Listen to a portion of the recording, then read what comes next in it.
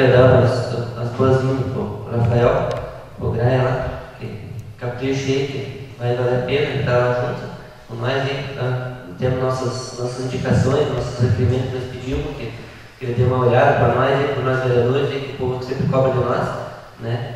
E também queria aqui, externar aqui, porque eu não sabia da inauguração do mini posto lá de Salto Braço Coutinho, porque os outros anos, não criticando a presidente, mas os outros anos que o Orlando era presidente dessa casa aqui, a gente sempre recebia telefonema, que quando chegava algum ofício, um pedido do prefeito, a gente recebia através da Câmara. Agora a gente não recebe mais nada.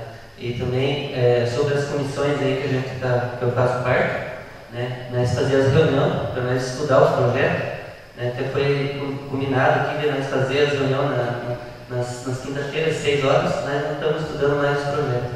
Então eu queria falar assim, porque eu pedia para o presidente para que nos orientasse, nos pegasse e estudasse mais melhor os projetos, antes de nós colocar em votação, né? E se reunir todos como era antes, como era bonito, né? Todos nós sentados no mesa, estudar os projetos. Então, queria que o presidente conseguisse conceder esse favor. Muito obrigado.